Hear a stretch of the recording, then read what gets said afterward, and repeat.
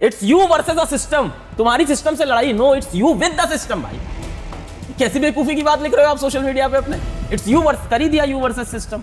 It's a system that is compromised. It's you versus the system. तो paper leak क्यों हो गया, आप ये तो बताओ। कहाँ सिस्टम में गड़बड़ थी कि पेपर लीक हो गया? आप ये तो बताओ, आप एग्जाम के पहले क्यों इतना स्मार्ट बन रहे थे कि एक पूरी प्रणाली है, कुछ नहीं हो सकता, पेपर लीक नहीं हो सकता।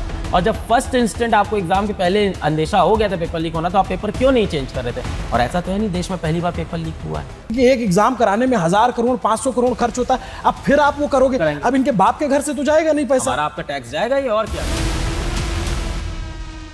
Again NEET paper leak. अगर आप इंडिया जैसे देश में रहते हो तो यहाँ ऐसा होना अब, पहले नहीं अब आम बात हो चुकी है। क्योंकि अगर आप पिछले 10 सालों में देखो तो लगभग 89 पेपर लीक्स हुए हैं, जिसमें से 48 पेपर्स के रीटेस्ट हुए और बाकी नहीं हुए, जिसमें लगभग 1.7 करोड़ स्टूडेंट्स को इस पेपर लीक ने अफेक्ट किया है। अगर आप नीट एग्जाम को ही ले लो तो पिछले 10 सालों में 5 बार पेपर लीक हुए हैं। नीट 2015, 2016, 2021, 2024 और फिर 2026। लेकिन जो हाल 2026 में हुआ है वो आपको सुनने की जरूरत है। 3 मई 2026 को एनटीए ने नीट का पेपर कंडक्ट करवाया था, लेकिन लगभग 8 दिनों के बाद एनटीए ने ये नीट का पेपर कैंसिल कर दिया और अब ये न्यूज आ रही है कि वो नीट का पेपर फिर से दोबारा होगा।